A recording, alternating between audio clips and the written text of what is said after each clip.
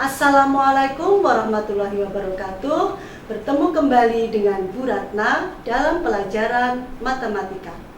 Bagaimana kabar kalian para siswa hebat? Semoga kita semua dalam keadaan sehat dan tentunya masih semangat mengikuti pembelajaran kali ini. Seperti biasa, motivasi kita matematika mudah, menantang, dan menyenangkan.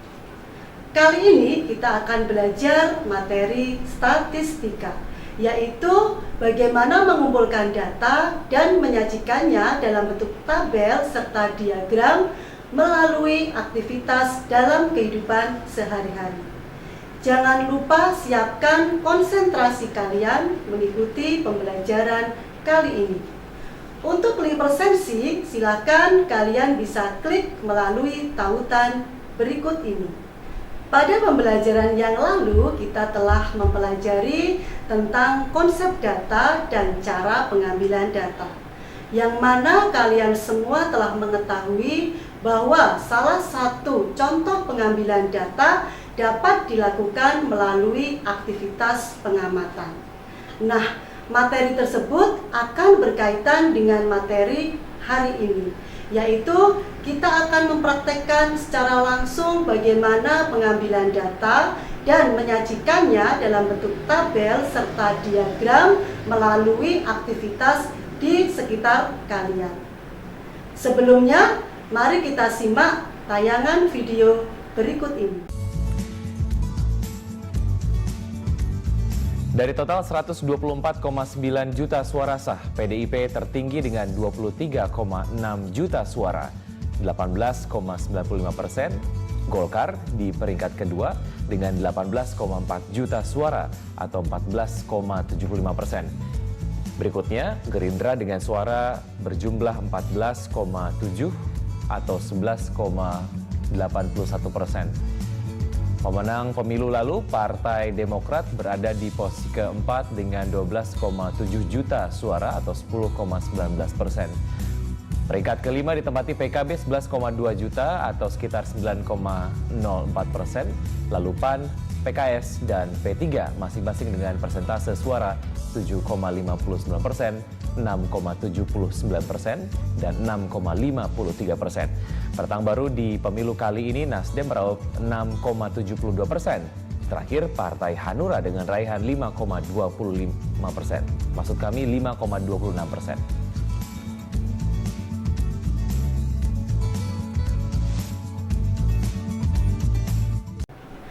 Tahukah kalian bahwa video yang telah kalian amati tersebut merupakan salah satu contoh data hasil dari pemilu yang telah berlangsung. Dari data tersebut disajikan dalam bentuk diagram. Itulah manfaat penyajian dari data. Kita akan lebih mudah dalam membaca data dan mengetahui secara cepat. Anak-anak, itu manfaat dari salah satu penyajian data.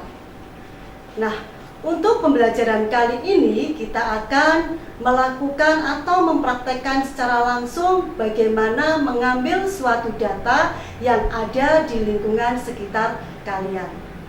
Sebelumnya, mari kita simak tayangan video stimulus berikut ini.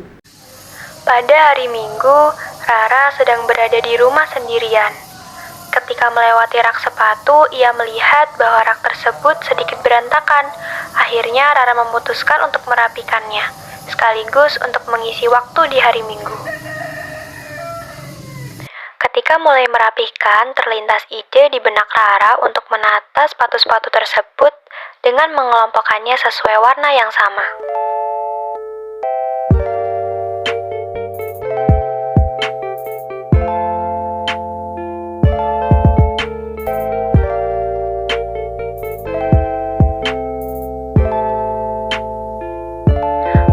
Berarti aku juga bisa mengelompokkan berdasarkan indikator lainnya ya.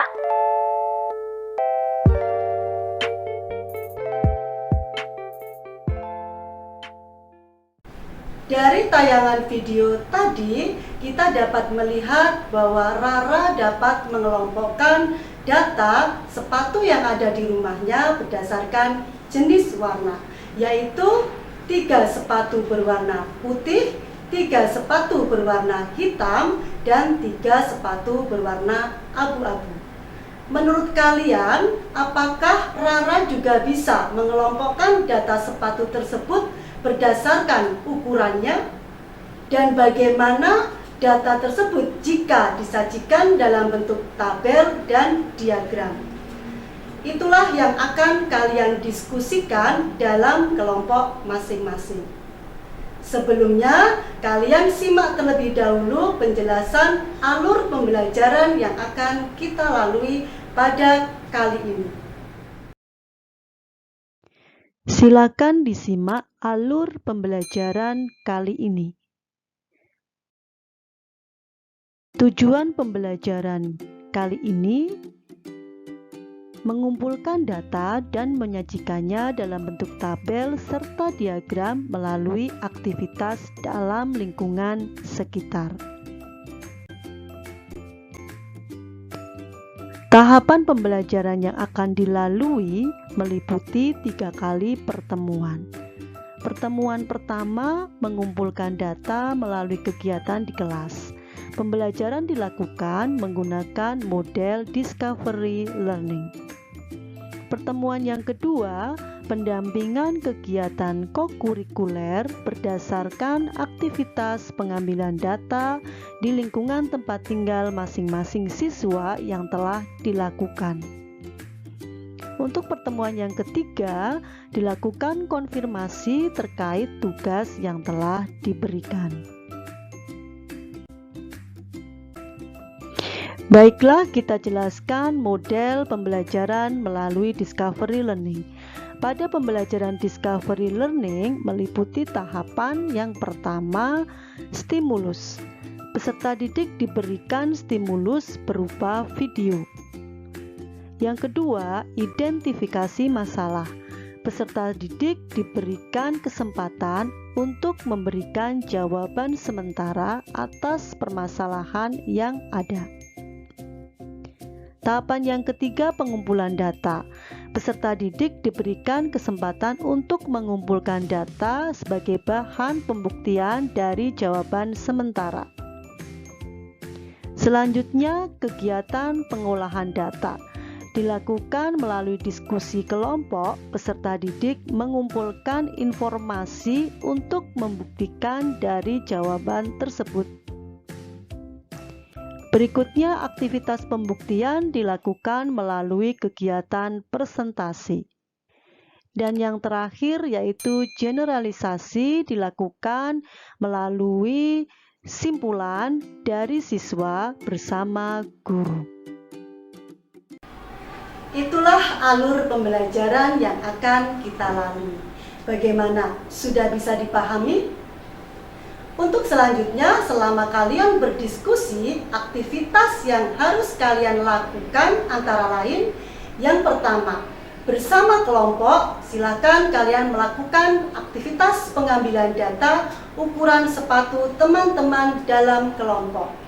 Jangan lupa dicatat data yang sudah diperoleh. Yang kedua, susunlah data tersebut dalam bentuk tabel.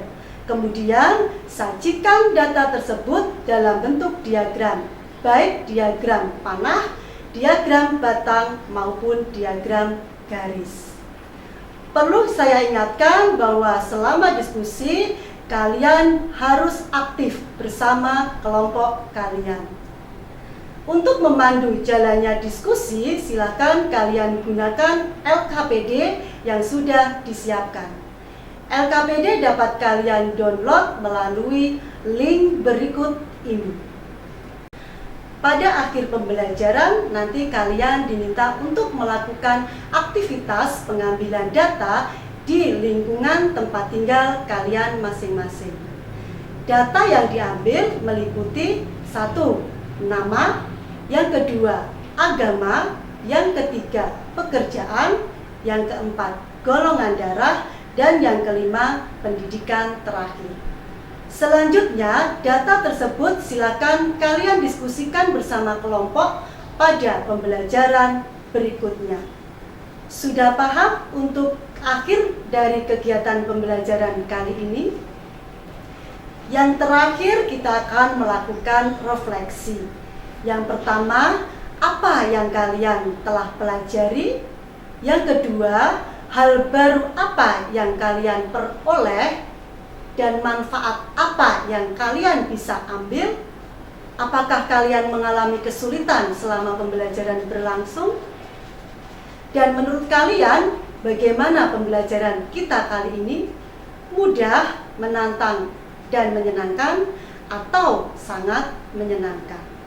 Terima kasih, selamat mengerjakan. Wassalamualaikum warahmatullahi wabarakatuh.